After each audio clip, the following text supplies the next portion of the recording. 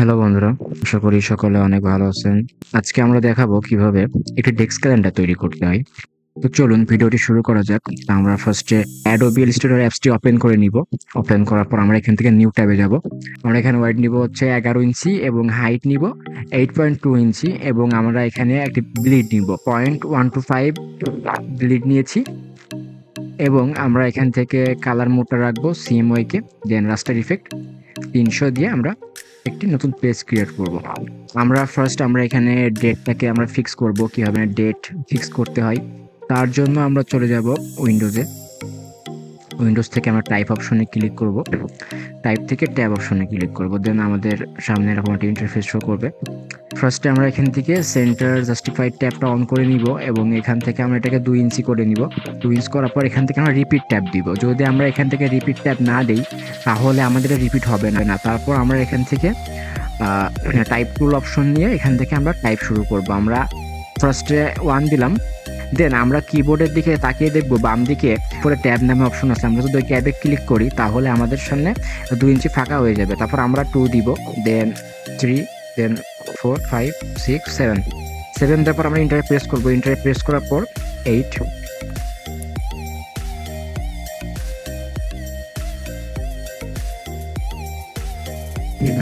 এখান থেকে আমরা এগুলো লিখে নিলাম। দেন এখান থেকে এন্টার প্রেস করে উপরে ক্লিক করে আমরা এখান থেকে আমাদের ডেটটা ফিক্স করে দিব।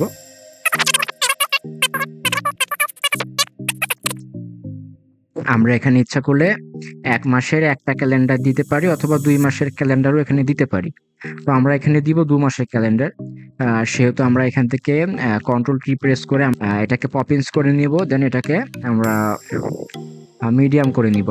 দেন আমরা এখান থেকে সাইজটাকে একটু কমিয়ে দিব, থেকে একটু অ্যাডজাস্ট করে নিব। তারপর আমরা এখান থেকে এটাকে ছোট করে দিব। দেন আমরা এখান থেকে এটাকে কপি করেও অ্যালাইন করে দিব। দেন অ্যালাইন করার পর এটাকে আমরা মিডিলে নিয়ে আসবো। মিডিলে আনার পর এটাকে আমরা আর একটু ছোট করব, ছোট করে একটু উপরে আনবো। কন্ট্রোল টি দিয়ে আমরা এটাকে একটু অ্যাডজাস্ট করে নিব। আপনারা চাইলে আলাদা আলাদা ডেট এখানে ফিক্স করতে পারেন। আমি যেহেতু একটা করেছি, আমি ওখান থেকে কপি করে করলাম। আপনারা চাইলে ফার্স্টের ডেট এবং সেকেন্ডের ডেট আপনারা চেঞ্জ করে নিতে পারেন। দেন আমরা উপরে একটা ছবি দিব। আমি ছবিটা আমার সুবিধার ক্ষেত্রে আমি আগে নিয়ে এসে রেখেছি। যে কোনো একটা পিকচার আপনারা এখানে সাইজ মতো আপনার পছন্দ মতো আপনি এখানে নিয়ে আসতে পারেন।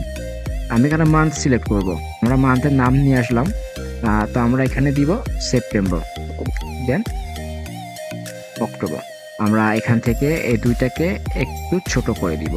তারপর আমরা এখান থেকে এটাকে অ্যালাইন করে দিব। এটাকে অ্যালাইন করি, এটাকে আমরা এখানে অ্যালাইন করে দিলাম।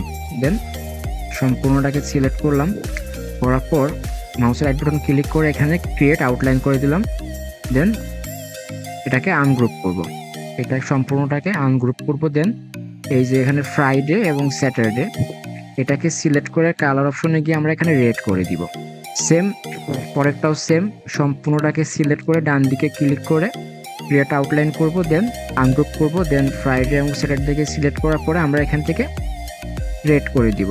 দেন সম্পূর্ণটাকে একটু সিলেক্ট করে আমি একটু ছোট করব। ছোট করার পর এটাকে আমি গ্রুপ করব। প্রথমে ডেটগুলো আমি গ্রুপ করে নিব। এটা আমি কন্ট্রোল জি দিয়ে গ্রুপ করলাম। দেন এটাকে আমি কন্ট্রোল জি দিয়ে গ্রুপ করলাম। গ্রুপ করার পর আমি এটাকে আবার অ্যালাইন করে দিব। এটা আমি চাইলে আমার ইচ্ছা মতো আমি সাজিয়ে নিতে পারি। এটাকে আমি একটু সাজিয়ে নিব। আচ্ছা, আমি দুইটাকে অ্যালাইন করে দেই। আচ্ছা, আমরা এখানে সিরিয়াল দিব। দেন এখানে একটা নিয়ে আসি। আচ্ছা, আমরা এখানে 5 দিলাম, মানে এটা আমাদের ক্যালেন্ডারে 5 নম্বর পৃষ্ঠা। দেন এটাকে একটু বড় করে এখানে রেখে দিয়ে জাস্ট কালারটাকে আমরা হোয়াইট করে দিলাম। দেন এটাকে আমরা কপি করে এই পাশে নিয়ে আসবো। দেন এটাকে 2024। এখন আমরা মিডিলের জন্য আমরা এখানে লাইন নিতে পারি। এটা নেওয়ার পর এখান থেকে জাস্ট এটার স্টকটাকে ব্ল্যাক করে দিলাম। এটা 4PT করলাম, মানে এখান থেকে ফরম্যাটটাকে চেঞ্জ করলাম এবং এখান থেকে আমি চাইলে এখানে কোনো টেক্সট দিতে পারি।